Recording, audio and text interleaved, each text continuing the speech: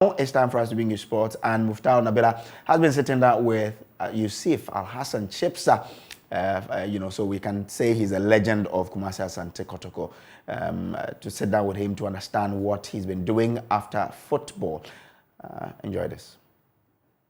Thank you very much for your time. Thank you, my brother. How you doing? Not bad at all. How are you? I'm also good. How is everything about life? Alhamdulillah, we appreciate life, and we are very grateful to Almighty Allah for how far He has brought us. We are not doing bad at all. I remember having a conversation with your younger brother, Faisal, and he was telling me that growing up wasn't an easy one. Yeah, it wasn't. I mean, it wasn't at all. From the point of view that we wanted to do what we love most, what we had passion for, which is football. And our parents also wanted us to focus on the education. Yeah. So it was a conflict. We were expected to manage the two, marry them, and thank God we were able to do it, but it wasn't easy, to be honest. So how would you describe your... It wasn't easy, Muftar. It got to a time, I mean, you go play football, come back home, you'll be beaten. I mean, my mom was more or less like a school teacher. Yeah.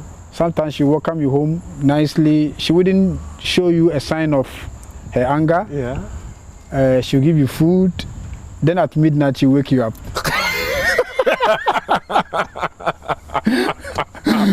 Then she wake you up. Yeah. Oh, him for now call. Me can't say born no jaibo. Jaibo don't go school. So she whip you. Actually, in the middle of the night. Yes. She does that because nobody will be there to rescue you. Sometimes during the day, the neighbors will be there to sympathize with you and to plead on your behalf. So sometimes she does it in the midnight. There's nobody there to help you. How did you cope? It was tough. It was tough. I mean, some would say we were stubborn at that time. Yeah. Yes, but in a way too, I think it was the passion that we had for the sport, the love that we had for the sport. We couldn't control it. It was inward.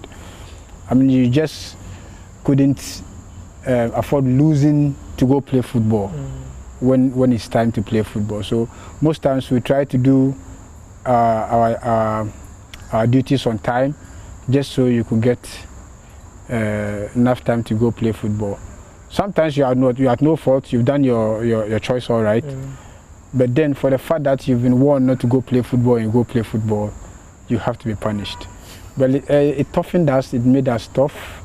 I mean, we went through proper training, to be honest. And we always say a very big thank you to our parents. Yesterday was Mother's Day. Yeah. Myself and Faisal were there in their house to spend the day with our mom and dad.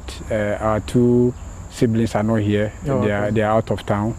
So we represented the rest. Yeah, the rest of the family. Yeah, we want to spend time with mom and to have a little bit of talk about the past and the present and all that. I mean, it was nice. It's really nice. Did you ask her the way you were? We do where football yeah. We do sometimes. As I was imagining, we sound like coming in your day. That's quite an interesting one. Yeah. But what your roots? What are your roots? Where did you come from, and your growth up? Where did you grow up, and all that? Okay, so we are Mosi by tribe. Okay. Yeah, my dad is Mosi. My mom is Mosi, but my dad's father is Mosi. His mother is Asante. Oh, okay. From Old Tafo, Kumasi. Oh, okay. You're Mosi. Yes. So I'm speaking to my slave. Yeah. In a way. I'm not conversation with my slave. Yeah. Yeah. And my mom too the same. My mom's father is also Mosi. The mom is Asante from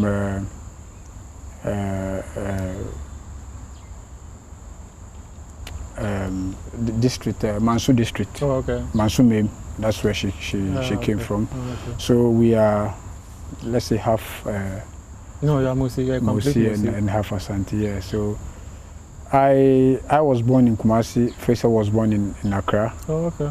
Yeah, I was born at Old Tafu, Kumasi. My dad used to work with state transport. Oh, okay. So he was transferred to Accra when I think I was about around 4 or 5 years. Oh, okay. So Faisal and our last born, they were born in Accra. Yeah. Oh, okay. So they are Accra Pickings. Yeah, they are Ganyobi. Yeah, Ganyobi. So we had our elementary education. I started from Kumasi, but then majority of it was in Accra. Oh, okay. From the Teshin primary school, and then we left to Help Your Child Preparatory School. It was one of the best private schools at Teshin at the moment. Okay. Yeah. So from there I went to Teshin and West State GSS, and then to Prempeh College, to Kumasi Polytechnic, and then to now. And then to now. Do you speak Moshi? No. No. But I understand a little bit, and it has always been a very big setback for me. I remember when we went to Burkina for the U20 AFCON. Oh, okay. And you know, our family name is Sawadogo. Oh, okay. Like if you mention Sawadogo, people know exactly where we come from. So one person saw that, and we went to buy meat. Me, Sule Muntari, Derek Boatin, and Razak Ibrahim. Yeah. We went to buy meat. We used to have this silly competition. Who is good at chopping meat? So myself, Sule Muntari, Derek sometimes, and Razak Ibrahim. But Sule was the best. Sule, he loves meat. He would beat all of you to that competition. He really proved that he's Hausa man. He's Bauchi. He's Bauchi. So one guy tried to speak to me in Mosi, and I told him I don't understand Mosi. But I grab one or two words. Yeah. But it's not too late for me. I want to learn. Yeah. Because you're learning almost all the time. You are reading books and all that, so you can learn the Moshi too. I just said Yaoto. You didn't understand. Okay. Yeah, I understand Yaoto. I understand Yaoto. I can't speak Moshi myself. Yeah. I'm a Mampusi, so So having a conversation with my sleep. So you see, this I won't talk. You won't talk. Getting to the end of our program, I have a word for you. What is that word? Say it now. I have a friend, he's called Idrisu. He's now based in UK. He used to be the circle chairman of Mamobi. Okay. He's also Mampusi. Okay. But for the sake of vice president, I just want to relax. See, I don't want to say much. The history between Moses and Mampusis, you know it very well. Yes, I know. So, do you admit that you are the slaves of Mampusis? Do you admit? No, I don't. Tell me, Yussif, sorry about that. Yussif, tell me pretty quick, where did you start your footballing career? It started, I think, I'll say in Kumasi, but I was young. Oh, okay. I say in Kumasi because when we were moving from Kumasi to Accra, my mom and my dad told me that I had a ball in my hand. Okay. When we were on the bus with state transport. Even though I was sleeping, I was dozing off, I never let the ball off. I held it all the way from Kumasi to Accra. You know, so but then I realized the potential when we were in Accra. From elementary school, primary school, I was made the captain of the school team at Help Your Child Preparatory School. When I came to Teshin West State JSS, I was made a captain. Prempeh College, I was made a captain. You've always been a captain. Kumasi Polytechnic, I was made a captain. And so I think I realized that potential seriously in Accra. And those were the days when my mom also was insisting that we should go to school. My mom and dad. My dad, because he was working with state transport, he was an international driver, so mostly he used to ply the route of Burkina, Ivory Coast, and Mali. So most times he's not at home.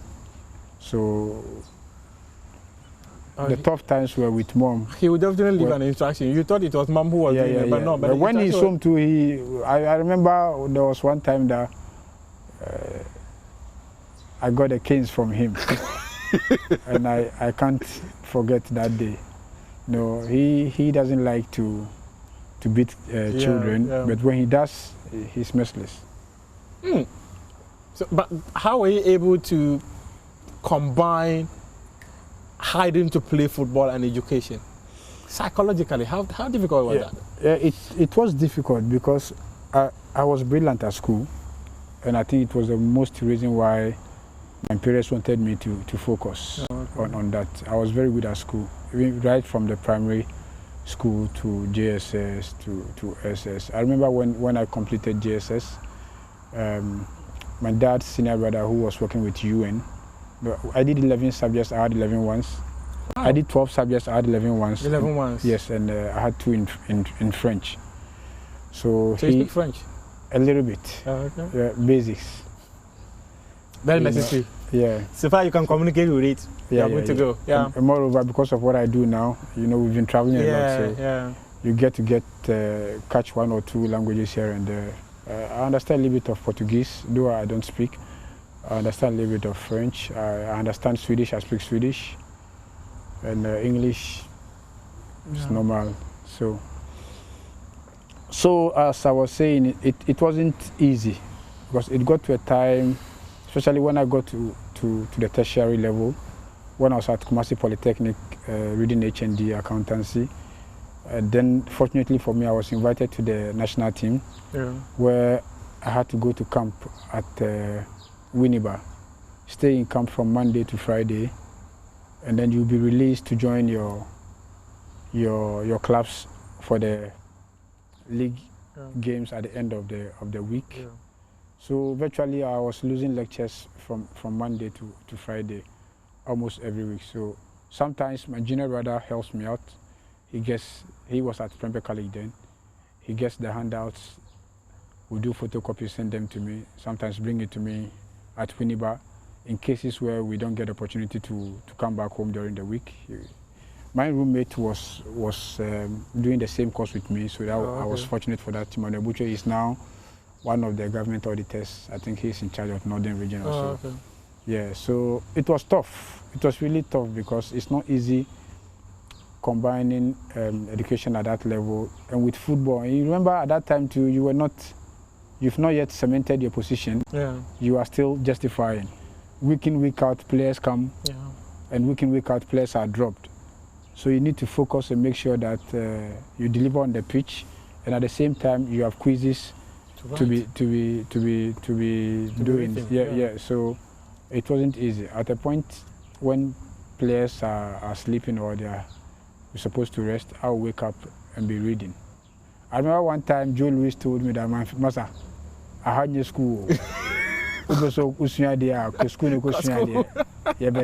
Then he would just put it in a jovial way. Then they will just understand because they need to sleep. So I need to put off the light and then go to the common room downstairs at Winneba, stay there and read. I mean, those times, Coach Didi Dramani was a student at Winneba, and he was one of the guys who were encouraging us. Coach Afrani, may his soul rest in peace. Coach Afrani played an important role in my career. Why? Because before we left, the team left to Ethiopia. That batch of U20, which I was part, I was a member. Afrani was supposed to take me to Ethiopia. Then I was supposed to do my final exams too at Poly. So I decided to defer the program just so I could go to Ethiopia for the U20 CHAN. And Afrani told me no. And I should just pray for the team. We are going to qualify from Ethiopia and go to Argentina. When he comes back, he will invite me back. So had it not been Afrani, I might have deferred my program, and who knows, maybe I might not be able to as we speak. And who even know what would have happened when you go to Ethiopia? As we speak, I have a deferred master's program whilst I was playing football in Sweden. Oh wow! And I'm yet to complete. You have to go and complete it. We leave that one. No, you have to go and complete it. We leave that one. Your mom is watching. Hey. No, because maybe it's because I've diverted a little bit. I'm more into sports now. Yeah. Recently, I completed the master's program in international sports law, because I've developed the interest in that field more. Yeah. But with the accounting and finance, we'll go back to it. So when you were in Sweden, you were still in school? Yeah, I actually furthered my education in school. I did some courses before undertaking the master's program. FIFPro, the Players Union, they used to have this online education. So I had that with the University College of Nordsjælland in Denmark. We did tourism and hospitality management.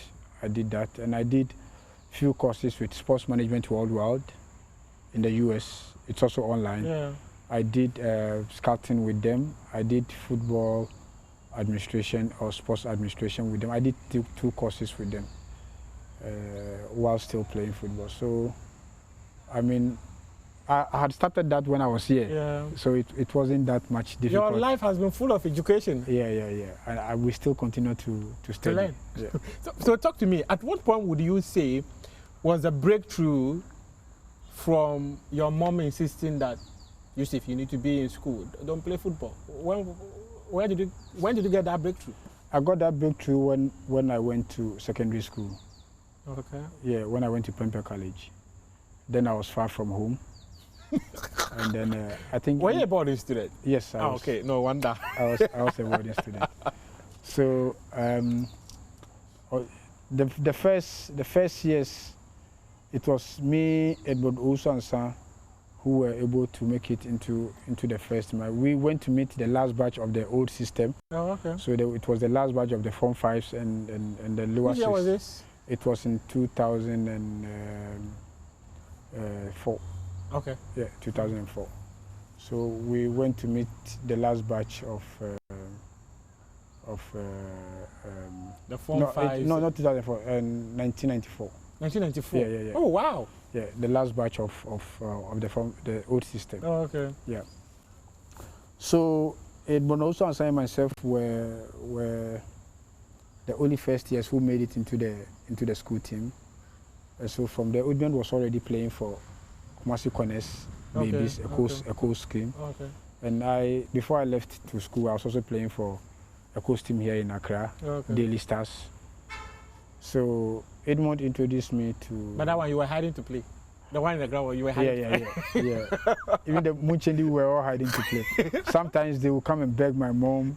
You know, my mom was a trader, so we used to help her trade. Oh, okay. Yeah, we used to help her. Even when I was in secondary school, I was still trading with my mom. Oh, okay. Yeah, she was selling foodstuffs and all these things. So you go to the market with her to sell and all that? Yeah. Oh, okay. Yeah. We were doing that. So sometimes... in order to be able for her to allow me to go play football, when I go, I sell quickly, come get another stuff, go sell them quickly, and then for the day or for the week. So what kind of food stuff was she selling?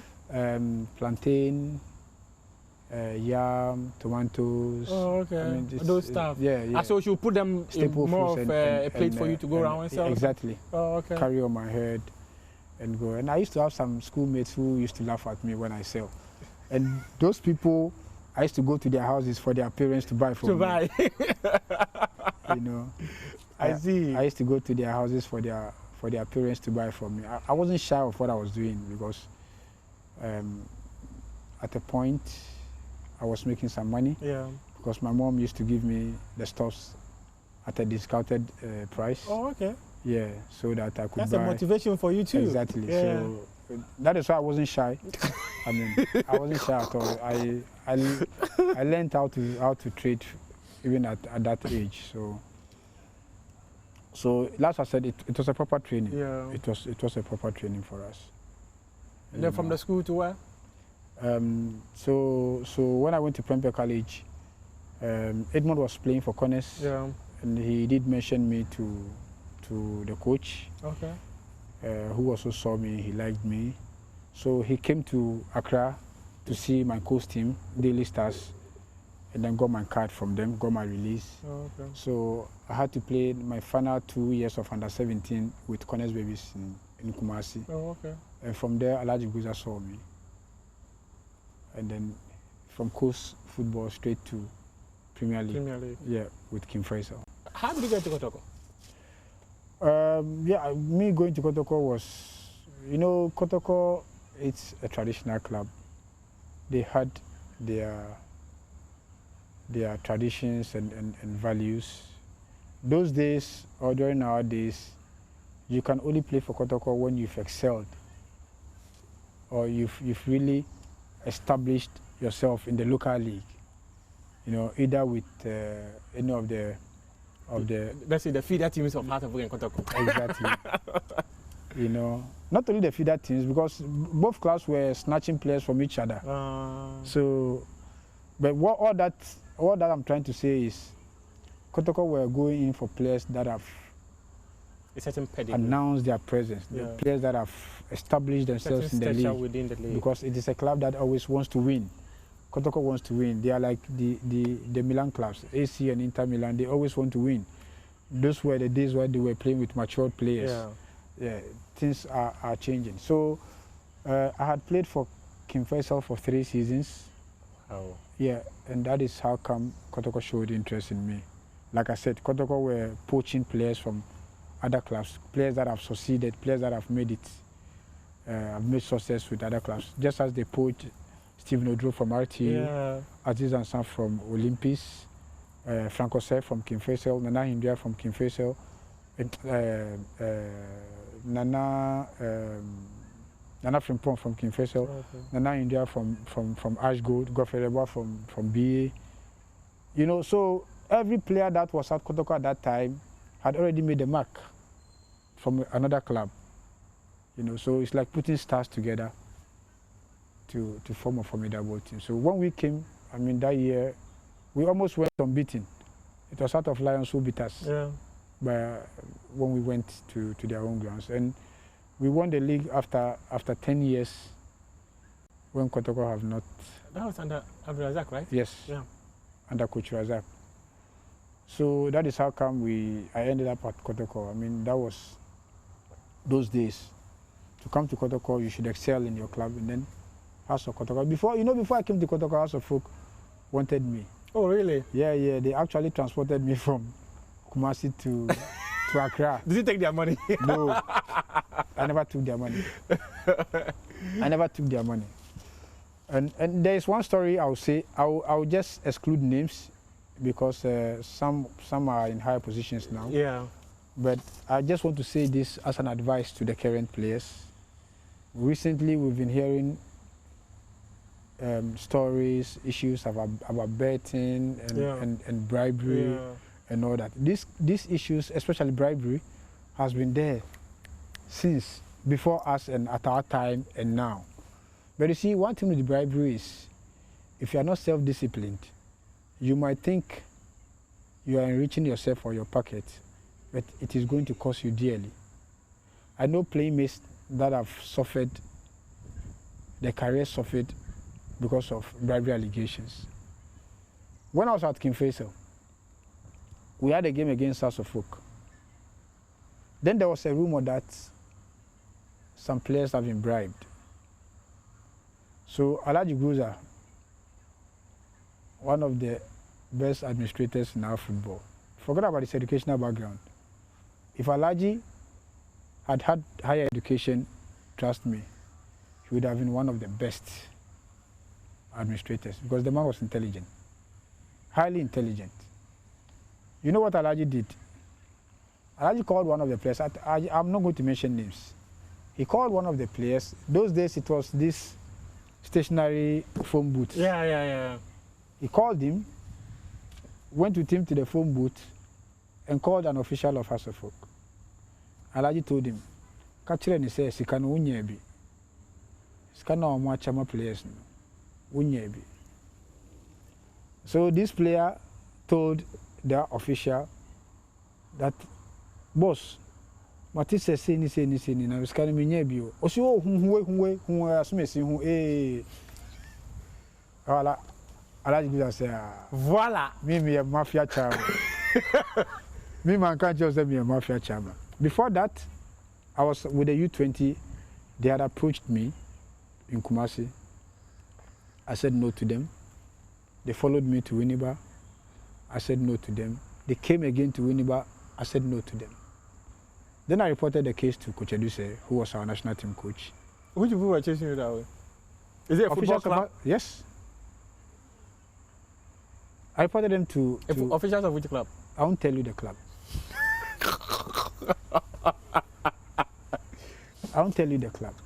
I reported them to... But is a club in the Ghana Premier League? Ghana Premier League. Okay. I reported them to the national team coach. Then I called Alaji and told Alaji that this is what is happening. And Alaji said, when they come again, take the money and give it to Coach Eduse or bring it to me when you come to come. Then I said, Alaji, but if I take the money, in their minds, they will think that I've accepted. You've been bought. I've accepted their bribe. Their bribe. He said, no, as soon as you take the money, I'm going to call them and tell them that the money that they brought to you, it has been given to me. I said, okay. So, lo and behold, they came again. That was a day before we were going to break. It was Thursday. We usually go on break on Friday. Oh, okay. So we join our clubs. By Saturday, you are there. Sunday is the game. So, the money was in the polythene bag. I don't know how much it is because I never opened it. I took the money, gave it to Coach Eduse, showed it to him.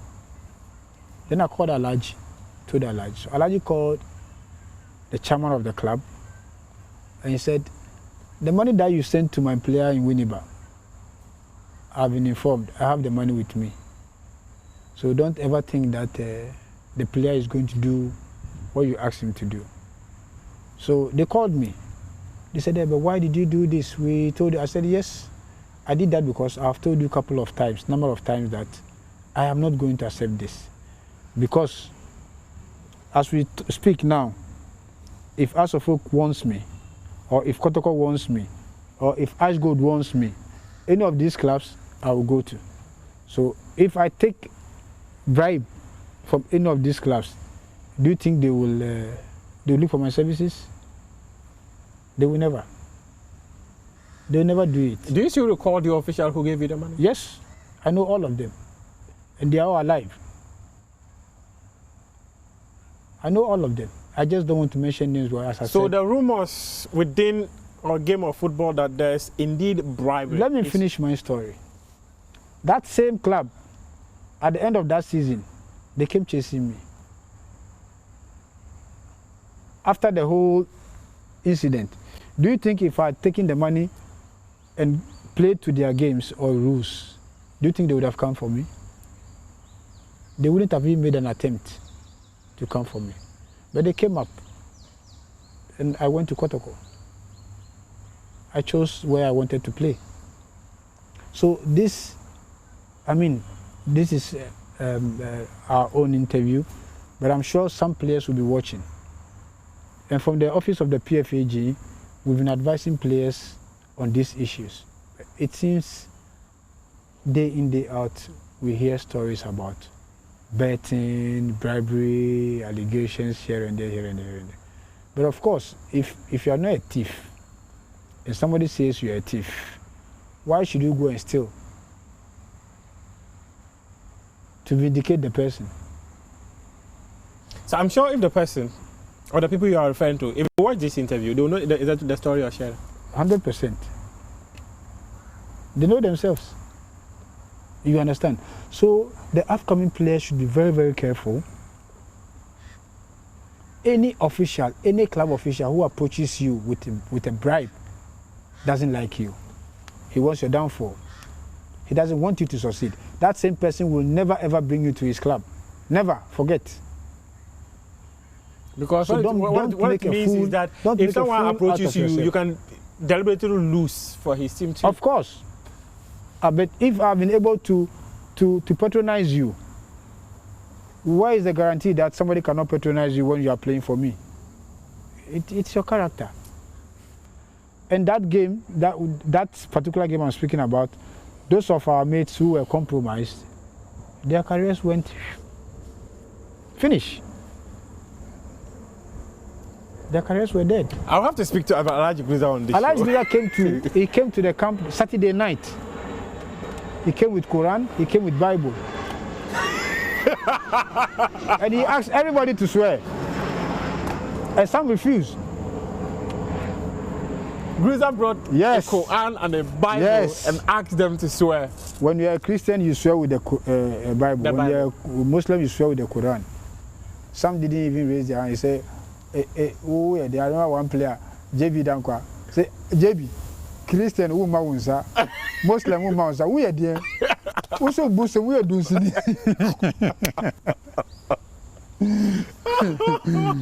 JB Dankwa. That's quite an interesting one. You see, so Muftau, it's painful when you hear that. I mean, you can see a beautiful career. I mean, a talent, but due to one or two accusations, career has gone waste. It's gone. But you allowed it. You gave yourself, or you gave them the opportunity to ruin your career. If you had stayed firm, I mean, how much was I making in Kinfesa? 5 cedis a month. But those days, it was some good money. Yeah, but even that wasn't the motivation. The motivation for me was a coast player getting the opportunity to play in the Premier League. And you were even passionate about the game. I mean, that was all. That was the joy. That was the joy. Week in, week out, you see yourself in daily graphic sports here and there. People are mentioning. That was the joy. You see, you went up a year and Yussif Chibsah on radio. The money wasn't an issue. Maybe we were childish or we were young at that time, but that was the fact. We were not much about the money. Now, of course, I ain't the amount. Of course, you don't get nothing. And from coast football, you went straight to Premier League, and you are getting 5 cedis a month. Now that I bet you pay, no.